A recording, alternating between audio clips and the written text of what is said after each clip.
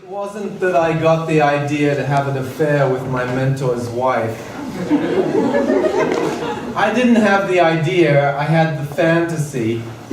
A different thing, practically harmless. She had the idea. Was it because she could tell I was having the fantasy and wanted to show me what reality looked like? It started in a supermarket, not a setting I'd ever have associated with the beginning of torrid relations. But then again, I'd had no torrid relations. We were on a grocery run for her husband. Vegetables were needed to go with their steak, and he was out of whiskey. We were very quiet. I was wishing I had the gift of gab, being seldom alone with her, and wanting to be able to say a clever thing or two, make her smile.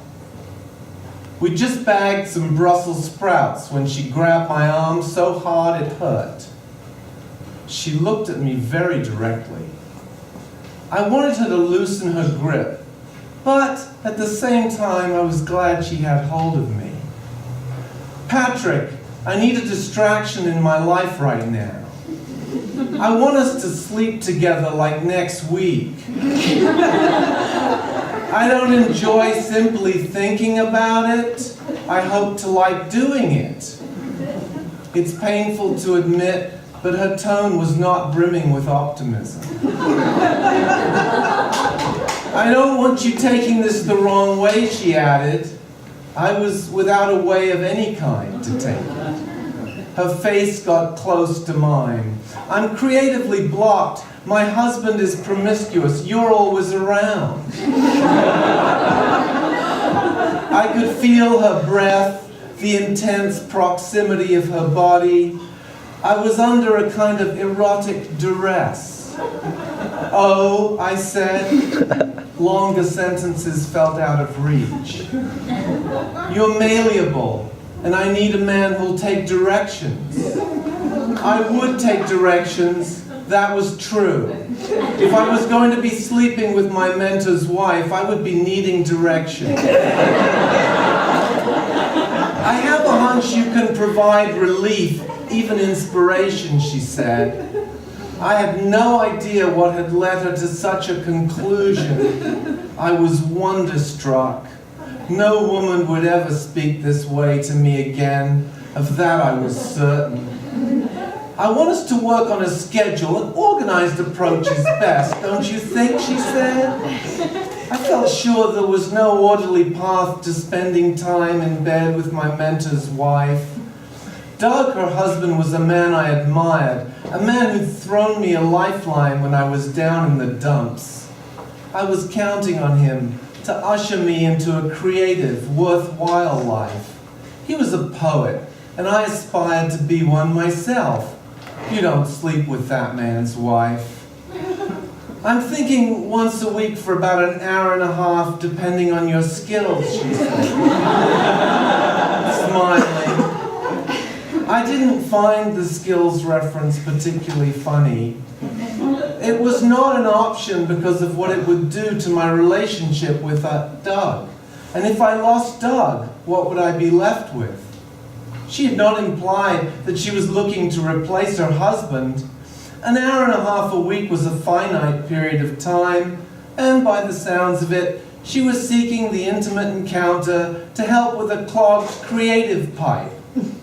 She was a short story writer. Perhaps she needed to engage in bizarre and doomed activity so she could pen edgier fiction.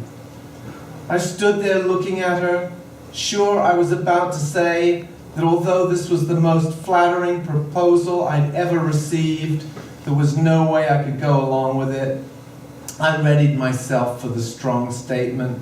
It never came. I don't want you pretending to be gallant, principled, and loyal. That would be tiresome. Most men would jump at the chance to sleep with me. I was struck by her clairvoyance. Loyalty and principle were key parts of the presentation I would have made given a little more time. I'm thinking about the Seascape Motel, the one with the big blue sign you see from the freeway. Do you know it? I've seen it. Tuesday at 3 works for me. Doug isn't home till 5:30. He's very serious about his poetry students on that particular day. Probably because he's fucking one of them. Sarah, this is not something I can do. You must know that. I want you to listen to me closely. We don't have a lot of time. We're not going to get into a lot of talk. A woman, a wife, doesn't make a decision like this lightly. I want you to know I'm deadly serious. I've made up my mind. It's important for you to know since you're involved. I told myself I was not involved. We were just two people talking in a supermarket. I can't, I said. Give me a break. Can we be real here for a moment? How often do you expect to get an offer like this? Never again, I imagine. And of course I would love to, but your husband means a lot to me. He has changed my life. I like him too, Patrick. That's neither here nor there. In any case, he stands to benefit from an improvement in my mood. You'll be doing him a favor, think of it that way. I did not believe that that was a credible way to look at it. I can't, Sarah. It stands to destroy a relationship I cherish. Patrick, don't be such a drama queen. I'll give you something to cherish, believe me. She winked. I felt like I'd been let into a club I was in no way credentialed for. The grip I had on my protests came loose. And something about that wink, what I imagined it promised, broke the dam. I believe you, I said. A woman I'd found mesmerizingly attractive was putting her foot down, forbidding me to wiggle out of sleeping with her. It was hard to think of as bad news. So it's a date then, she said? It is, I replied. Back in my apartment that evening, I was jumpy as hell. I knew I'd agreed to something crazy. In a small, suicidal type way, I was glad I had. But Doug had welcomed me into his life, told me my writing had potential. I'd felt like a full-fledged person in his company. Now I'd made a plan to sleep with his wife. I made several trips to the bathroom, sure I was about to vomit.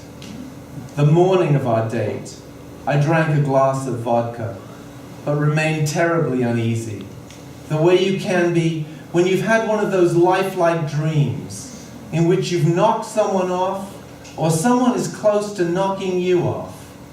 And the police know that either you're the killer or you're about to be killed.